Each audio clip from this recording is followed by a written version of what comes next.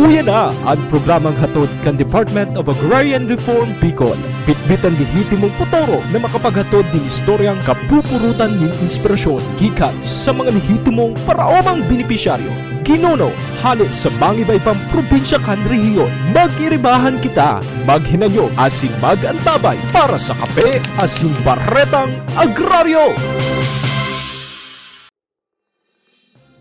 Dos marhay na pagkaaga mga ka-agraryo. Welcome po nigdi sa tuyang ikatunong edisyon kan sa tuyang programa na Kape asin Baretang Agraryo. Sa presenta ko po tabi, ana sa intuman na mga kaibahan si Bombay Gibaran. Siyempre, ang programa inihatod sa indo kan Department of Agrarian Reform Bicol asin kan proyektong Splita. Kanakalis na mga edisyon kan sa tuyang pong programa iniman ang nakasantro po sa pag-introdusir kan Kape asin Baretang Agraryo na kung sa ina objeto po na mahihira sa mga istorya kan mga agrarian reform beneficiaries maging kan mga ARBO, ining pinagapod niya to na Agrarian Reform Beneficiaries Organization na nasa iraro ang mga kan pagataman kan Department of Agrarian Reform of Bicol. Sa tuyang na edisyon sa tuyang pong nakaibahan, si Ma'am Gay Labad, ang Assistant Regional Director for Operations, Assistant Project Manager for Operations kung sa ina, napagulayan si dapit po sa Projecting Support for Parcelization of Lands for Individual Titling na sarang inisyatiba asin na proyekto kan Department of Agrarian Reform na pinunduhan sa erarom kan World Bank. Ang proyekto pong ini objeto na mabanga atong kabilugang 1.38 million na hektarya kang kadagaan na nakapaloob sa pigapod niya to na Collective Certificate of Land Ownership Award o pigsasabi niya to manasarong titulo ang kadakol pa ang nakapangaran. Mantang, syempre po para mas kaduwang edisyon na kaibanta niya to dyan, si Dr. Nerissa B. Aldea, ang Provincial Agrarian Reform Program Officer 2, kan Catanduanes, kung saan po napag-ulayan ang mapadapit sa inisyatiba kandar Catanduanes sa makasaysayan na pag-discover ng mga titulo sa mga agrarian reform beneficiaries. Sa presente, anak sa tuya pong tema sa ngunyan nakasentro sa istorya ng Trayumpo kan Galuda, Gamot, Taluya, Dalago Farmers Association. So katakot po kaya, iba po katang mga kaibahan ngunyan man na daw. Siyempre, siya po, sa Romana Civil and Genetic Engineer, nagpun po siya sa Department of Agrarian Reform como Cartographer Engineer, naging Engineer 2, naging Chief of Survey sa COD, na maging Municipal Agrarian Reform Program Officer o MARPO. And sa presente, siya man po ang Provincial Agrarian Reform Program Officer 2, asin padagos sa nangingenot sa pagpapautob kan mga programa kang reformang agraryo para po tabiyan sa karahayan ka mga benepisyaryong para uma sa may partiman kang Albay. And 36 na taon na siya sa DAR, asin padagos na nagsiservisyo sa tuya po tabing mga para-uma. Para po tabi kay ni siya man ang presenteng Secretary kan Genetic Engineers of the Philippines Incorporated, the Bicol Region, para sa taong 2024 asin 2025 na nagpapahiling kan sa iya po tabing tibay at dedikasyon sa serbisyo publiko. Siyempre, makakaibanta niya itong niya may iba kundi sa tuyo po tabi dyan na Provincial Agrarian Reform Program Officer 2 and Head of the Provincial Office of Albay, Engineer Maria Eugenia M. Altesan. Girari po, syempre, Ma'am, good morning po and syempre welcome digdi sa lagman ka na sa tuyo po tabing programa. And siguro ka-agraryong yan po ang sa tuyang mahay, na pag-upload sa induman, ma'am. Siguro po, mo muna nga pagbati sa gabos niya dyan na mga nagdanangogad po. Good morning, Ka-Agraryong Leia. Good morning po sa itong mga parahinan nyo. Sa ikatulong episode po kang sa tuyang Kape asin Baretang Agraryo, kay banan po nito ang DAR Provincial Office kang Albay, asin ang Samuyang Agrarian Reform Beneficiaries Organization na Galuda Farmers Association. Alright, so talagang magiging interesting ining sa tuya po tabi nga pag-uulayan, ka-agraryo nga ngunyan man na aldawan. Siyempre, girari po, kumusta ang sindo po tabing aldaw, ngunyan man na sa presente, kumusta po ang sindong siyempre, ang pagbuhat, and siyempre si mga na-experiensyahan ngunyan pong aldaw. Maray po ang samuyang mo niya na ano. Nagbiyahe po kami from Legazpi hanggang Digdi. Okay man po si Samuya na pagbiyahe. Smooth man din. Okay po. So talagang minsan kaya ang reklamo kagar yung talagang si traffic magabat. Alam sa presente po tangani nga po unaan sa tuya dyan na pag-uurulayan sa mga oras ini pinaka-enot po nga po kagar yung ano po si mga naging accomplishment kang Dar Albay kan nakalis pong taon. Ano si mga naging inisyatiba kana sendo po tabi dyan na opisina para sa tuya pong mga parauma. Para sa Dar po Albay po kan nakakaaging taon sa project split po nakapag-distribute po kita ng 1,400 hectares na daga po para sa 1,000 na mga parauma. And under po sa regular land, ito po mga bagong titulo, nag-distribute po kita ng 46 hectares para sa 31 na mga parauma. And iba po kitang ikatulong proyekto mo niyan sa under kang Marcos Administration. Iyo po ang Cook Room or yung nag-distribute po kita ng Certificate of Condonation with Release of Mortgage po na kang sarong taon po nakapag-distribute kita ng 1,400 hectares para po sa 1,004 na beneficiaries. Day na po pinapabayad ng worth na 36 million ito po mga parauma na ito. And aside from that po, iba po kita ng support services na tatao po sa satuyang mga beneficiaries organization. And sa Albay po igwang 96 na Arbos and ang Galuda po sa Rodoman. Alright, so talagang kumahiling tanya to, dakulaon si kapakinabangan, kanining programa, nga Dar, syempre sa mga paraumata, ang sa din po tabing mga magurang, kargar yung talagang sabi nga ni Ken, parauma, kung kaya nagdakula kami na kaypuhan, pag-adalan si mga dapat na maaraman sa lado po tabi kan mga parauma, talagang kadakula si mga problema na kinakampang ninda sa presente. And para po digdi ma'am, sa pagtataw po ni daga sa tuyang mga parauma na sambit mo man po na igwa kamong ipinagtataw nga support services sa inda. So ano po ang mga ini? Ang Dar po kaya pera po kang pagpapanaw kang daga sa mga parauma. Kepuhan po maaraman po kang mga parauma kung paano nila imamanehar itong daga na to, and tinatawan po ng mga support services sa mga parauma sa paagi po kang organisasyon ninda. Iyo po ang Agrarian Reform Beneficiaries Organization. Sa ARBO po, sinda po tatawan ng training para maging self-supporting sinda, ma-empower sinda. And bako lang po sinda, basta parauma, pigano po sinda ni mga, para maging mga business men or business women.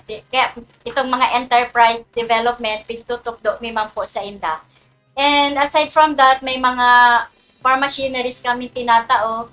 And sa Albay po, may mga farm to market roads na kang sarong taon po, iga po kitang worth 600 million na nagkalat po yan sa Ginobatan, sa Uwas, sa Libon, asin sa Pulangi.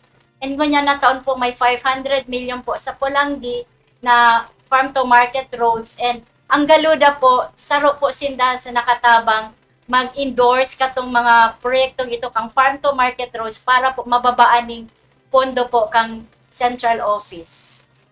So talagang ika nga sa mga organisasyon o kaya po mga asosasyon na dako lang katabangan na sa presente para po tabi sa tuya nga mga parauma orog nata ika nga ngunyan bagang sa presente pong panahon kadakon na sa mga pagbabago na nararanasan kan sa tuyang panahon.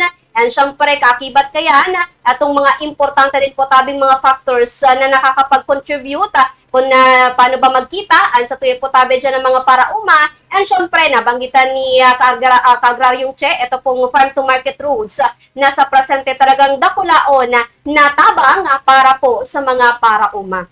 And syempre, sa presente po, sa presente, mga kaagraryo, tanganing mas sa dugangan pa, ini pong sa tuya man ang mga kaaraman, sa mga oras po na inigwa pa po kitang makakaibahan. Syempre, bayaanan ta muna si Mama ka-agraryong Che. And syempre, di muna kita giraray sa mga representante kanagaluda Farmers Association.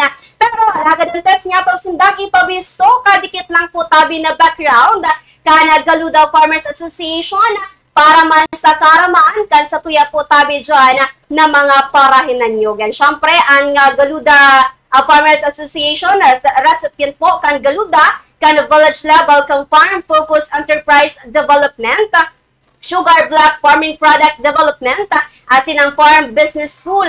Ang taindaman pong mga produkto, iyon ko kadyama, pilinata, mosbado, sugar, kakao tableya, rice brew, kalamay, sangkaka, asin, iba pa. Garo masisira, nga sinta mga pinagtatangro dyan na mga produkto. And the feature po tabi sinda sa community-based tourism, marketing enhancement program, kang Department of Tourism and the Tourism Promotions Board. And syempre po, dahil pa dyan natatapos, natawaan ni Honor Kuma Outstanding Communal Garden, kan Provincial Government of Albay. Sa eraran po tabi yan, kan sendang Albay Family Base sa program. And syempre po, sa nakariyos manatulong taon, nakapagtaon ang Galuda ng libreng training sa on-the-job training sa Reputabian sa Pulangi Community College, particular ng agribusiness student. And sa pagkikiyan, let's welcome sa tuyo po tabing programa, Sindaka Agrario Bob Razon, and ang presidente po, ang syempre, Galuda, and si Agrario Wilson Sandagon, ang sa indaman na treasurer. And syempre po, welcome Giraray, tigdi sa ragman kan sa tuyang programa, and ito muna, ang sendo po tabi dyan na pagbati. Go ahead po. Good morning sa Ka-Agrario Leia. Asin good morning po sa mga paradangog kang Bombo Radio Naga. Diyos maray na aldaw po. Sir. Good morning sa Gabos, Ka-Agrario Ma'am Leia. Sa Gabos ng mga nagdadangog, yaw po kami ngunyan digding pagkaaga. Sa ihiras ni man po sa Indoan sa mo yung mga nakuang mihora o tabang kan Department of Agriculture Reform. Good morning po.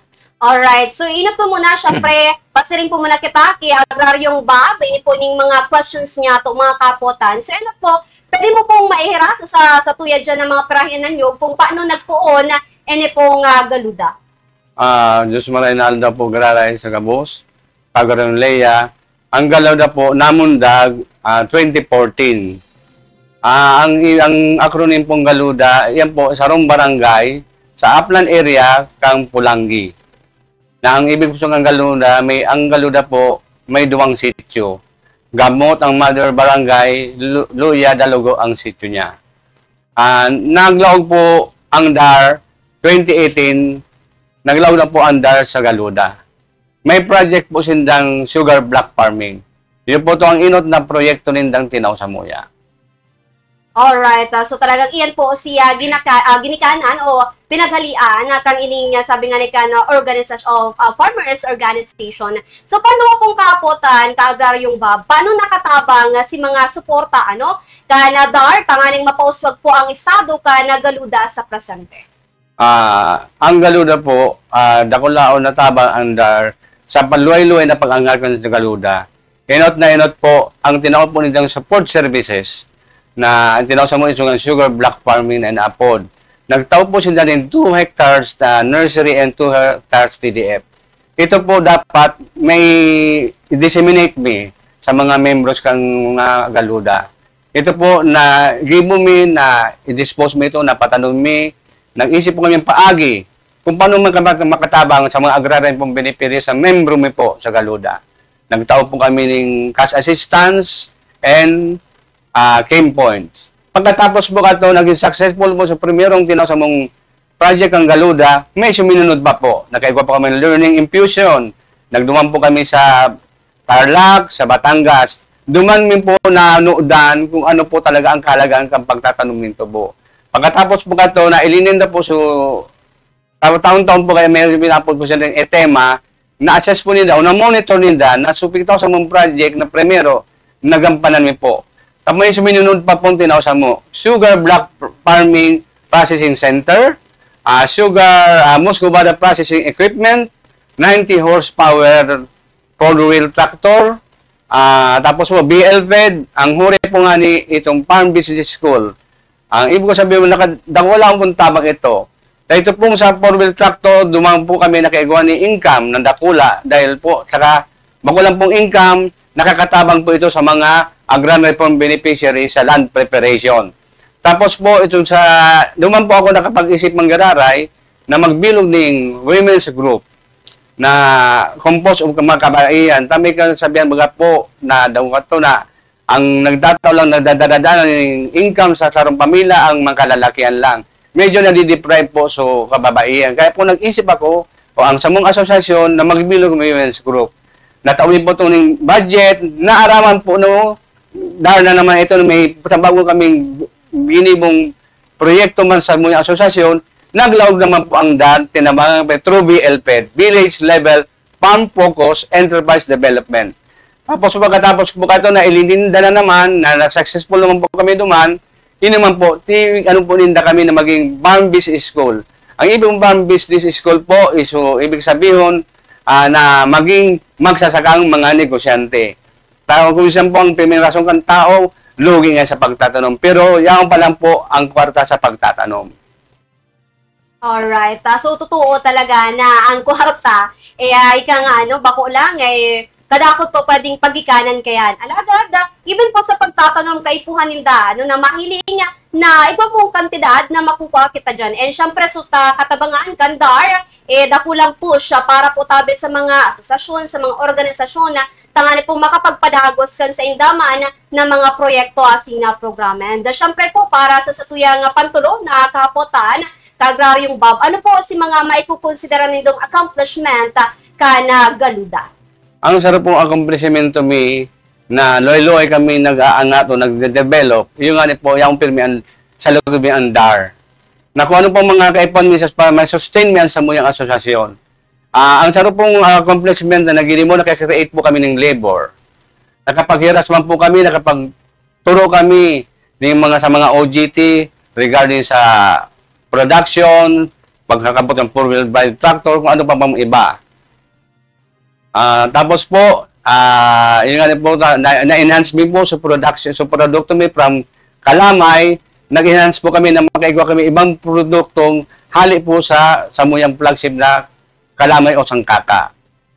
Alright, so talagang ikanganikan halawig na. So, hinilingan, kansen do po tabi dyan na organisasyon. And sa presente, pasiring naman daw ko kay Agraryong Wilson, syempre po, para sa sapuyang enot na kapotan, ano po si mga produkto, kan sa indong arbo and ano man, flagship product ng Dosin, ano ang espesyal sa indo po tabi dyan na produkto? Thank you very much, ka-Agraryo Leia, Ma'am Leia. Ang sa mo yung flagship na product kan galuda, yung niapod na kalamay. Familiar kita kainin mga terminology na ginagamit, kalamay, ang dangog ng iba, minahamis, sangkaka, asin ang inapod na kanutsa. So ining produkto kan kalamay, hali ini sa tanong na tubo. So iwa kaming produktong flagship, 4 na klase ini, pero madigdikta na yung God sa kalamay. Ang kalamay, yung inapod na, igwang first class kayo yung inaapod na angkon. Ang angkon, yung klase ng kalamay na primera na ginagamit ingredients or raw materials for pag-ibo ng coco jam. Ang panduwa naman, ini inaapod na kalamay sa tuya, digdi sa Bicol, na inaapod na lagting. Ining lagting na ini ang ingredient na gagamiton sa mga nilukay sa mga glutinous rice. Kapag ining duwang nagkapalit, ginamit mo ining angkon, first class digdi sa kalamay o sa nilukay na mapulot na bagas, nagmi-melt ini kag Agraryo Leia. Madali siyang mapanos pa nagtutunaw. While ini naman na lagting na ginamit mo digdi sa coco jam, ang coco jam after several days, nagagranule siya, nag-aasukar. So, dapat tandaan ta saro ini tabi. So, saro sa ini sa mga kaipuhan na matandaan dito sa mga product. And then, the third one is ining inaapod na muscovado. So, asukar po siya hali sa tubo na kung health conscious po kamo when it comes to mag-coffee kamo, instead na itong nababakaltang sugar din sa merkado, ini po ang ginagamit. Organic talaga po ni. And then, the last po itong inaapod ningon yan na molasses. Ini po ang kunyang kaini is syrup. inform na dahil talaga po siya not solid yung nabibilog. Pwede po ng animal feeds, ingredients fit for human consumption, and then the third po is potassium. Kargado po ni sinin potassium for sa mga plants, ibong fertilizer. And then po, yun po yan ang pinaka-flagship ni na product. And then the other, nagigibo naman po kami ni ining cocoa jam. Enhancement. Ini po, pagkatapos po ining pili, and then ining rice brew, and then pang-apat po ang last ini pong tableya. Ano po? Medium cacao po ini. Yung po Ma'am Leia, ang samuyang mga product na makukuha po ninyo sa samuya duman sa Pulanti. Alright. So talagang mahiling tanya to na talagang kadakol sindang pinagtatangro dyan na mga produkto na sabi nga ni Kian, healthy po tabi sa salud kan lambang mga individual. And syempre, kagar yung Wilson, ng sa presente po aning sa panduang kahapotan, ng sendong arbo, sir, tinatabangan kandar. So, Yes, kumo po pagbalos, bilang pagbalos, nagtatabang man kamo sa mga estudyante, sa pagi po, kana pagtataoning on-the-job training sa mga ini. So, ano po ang mga pigtutok nindo sa inda po tabi? Sa Part kan samuyang mandato bilang pagmakulog sa satuyang komunidad. Social responsibility na inaapod. Ang galuda po, nagpuon for abot na po kami ng 4 years ngayon na taon sa pagtao sa indanin libre on the job training na pinagtutok mi. Ang coverage kay ini manungod po kay ining brief history about sugarcane. Panduwa po ito pong physiology and botany of the sugarcane. And then po farm management, ang nakalaog po buduman, nakapalaman ng mga pinagtutok mi. Ito po ang manungod sa soil analysis, number 1. And then itong planting materials, varietal selection, kung ano po talaga ang high yielding na mga pantanong. And then the third one is land preparation. Pag ginagamitan po niting makabago na mechanization, tatabang po handar, nagtao po sa mga 4-wheel tractor. So, napapikinabangan po yan in terms of land preparation kan sa yung mga farmers. And then pest and disease management, irrigation and fertilization, ang samuya po mga coverage kayan. And the last part po is itong harvesting. Kung igwa po kita sa paroy na paggapas o pag-ani, ginagapas na po ang corn po, pinupuso, and then sa sugarcane po, samuya, ang pag-formanin, pag-harvest, iyo po ang pagtig po o pagtapas. So, ang pinaka-ultimo pong tinutuklo mi itong manungod processing, pag-ibo kaini pong mga kalamay. Na sinda po itong mga estudyante, sinda po talagang hands-on sila nagigibo kaini. Ano po? Under our supervision. And then, ang pantulog po, sa pagluto, ang pag-processing, iwawash mo na po itong pag-mill, kan sugarcane, millable cane or parts, kan body. Pagkatapos ika-crush, and then po iluluto, and then ipapakalmado o cooling down ito, and then imumold sa bagol or sa abab na inaapod, and then po, part kan packaging, inirara po ito, and then magkakaag po ni liquidity. Pagkatapos po, the following day po, nagtutuklo naman po kami itong cocoa jam making. And then po, gabos na mga estudyante nito, tinutukloan mi po mag-drive ka itong 4-wheel tractor. And then po itong virgin coconut oil, nagpo-proseso kami in a natural way. Yun po yan ang mga pinagtutuklo mi sa inda po sa mga estudyante, Ma'am Day. So talagang day na sayang. So itinaong ika kan onra o taba kan dar para po tabi sa indong mga organisasyon dahil na ipapasa para po tabi sa mga estudyante. And syempre kada ako na nanonood na si mga mag-aral, mga estudyante niya to diyan na pwede man po nindang ipasa sa iba pa man dyan na syempre sa mga kabisto, asin man tangani pong mas urog pa nga magatalugo. And syempre sa presente, abay, ngunyan hindi pong exciting na part na kita, mga ka-agraryo niya to dyan. Hagadan tamo na, ni na mensahe. Antes pa sa tuyo man pagtatapos, ang sa tuyo po tabi mga pag-iribang niya na aldaw, syempre inutuntan niya to, si ka-agraryong Wilson. Kasi mo pong mensahe. Go ahead po. Yes, ma'am. Talaga din sa bagong administrasyon tango yan na may kasabihan baga na ang flagship na logo ninda sa bago ngayang Pilipinas. Tunay talaga ang reformang pang-agraryo. Iyo lang po yan, ma'am. Maray na aga po sa Dudok. Alright. Si Kargaryong Bob. Ang Kagron Lea, gusto ko lang magpasalamat. Inot na inot sa Gabos, sa tuyang President Bongbong Marcos, sa tuyang DAR Secretary Honorable Conrado III, Secretary III, inot na po sa DAR Albay, sa pamamaya po ni Director Sindak, at samuya pong Parpo to na may gusto at very supportive, si Parpo Menchi Altesa, ang samuya pong BBBD Department na magayunong pang projection sa mga agrarian pong beneficiaries. Yan, si Carpo Chito Molina. Sa maraming salamat po sa mga members ng Galuda Farmers Association. Salamat po. Alright, and syempre, di po matatapos sa tuyang programa na tayo niya ito inahagadan na mensahe si ma'am o si Ka-Agraryong Che. Go ahead po, ma'am. Salamat pong maray sa sendong paghinanyog mo niyan. Naaraman na po nindo kung ano po talaga ang DAR.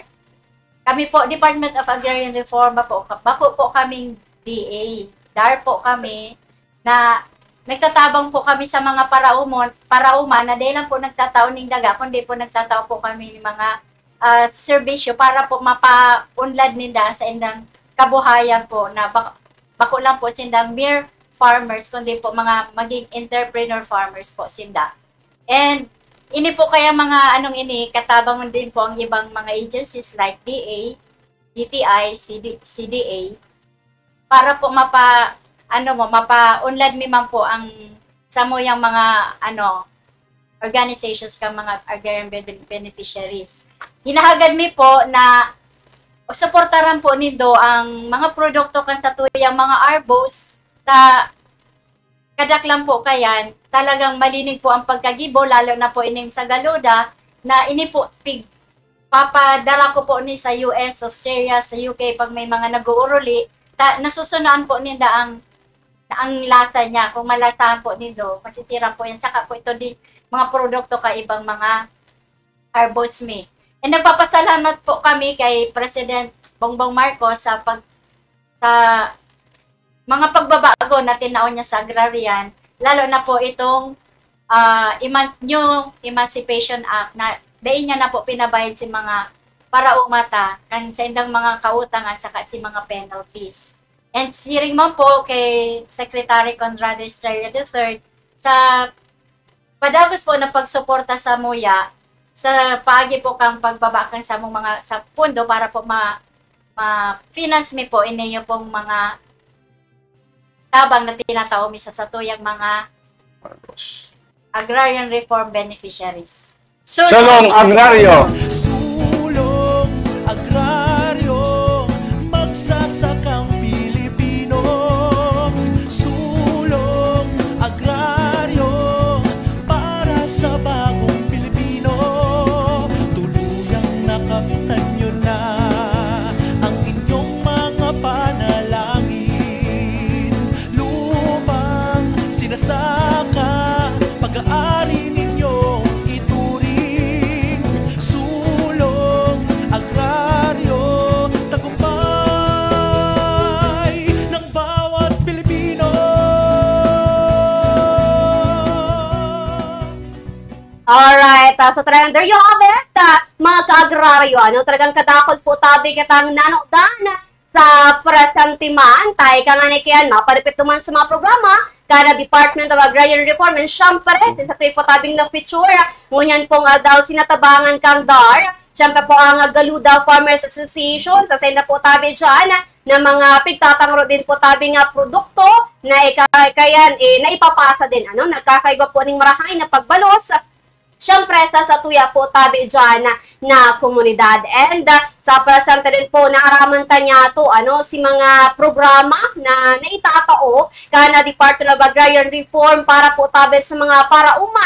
Dahil talagang sa presente ang anuman na tabang na napupuakan sa tuya po tabing mga parauma, yan po, dakulaon ng bagay sa sainda. Sa ibong kan mga problema, na kinatampang sa mga challenges kan sa tuyo po tabing mga local farmers sa presente kay puhanta niya to ang arinman and sa anuman na paagikan pagtabang na ipupush kan sa tuyo po tabing gobyerno na po nga pagtabangan na para po tabi sa sainda. So kung kaya para po sa gabos ng mga parauma, matapos lang po si pasiring duman sa mga magkakarigong opisina, siring po tabi, kan Department of Agrarian Reform, kuning kaso po tabi kamong mga kapotan, o kaya po mga concerns, and syempre, atong sa tuya din po tabi na mga organisasyon, na mga asosasyon na nakakatabang din po tabi sa komunidad, kumbaga ibinabalik. So tabang nasa inda po tabi dyan na naresiber. Giraray po tabi. Salamat po sa tuyong mga nakaibahan na mga bisita, mga ka-agraryo asin panagos na magantabay sa masunod na edisyon kan sa tuyong po tabi nga programa ang Kape asin Bareta ang agraryo. And syempre, giraray po, padagos-dagos na magantabay sa nasambitan niya to pamandyan na programa. Sa indong nadango, ang naging katiripunan kan mga istoryang kapupurutan nin inspirasyon na ginuno gikan sa dedikasyon na makapaghatod nin lehitimong serbisyo publiko. Iniyan, Kape asin Baretang Agraryo.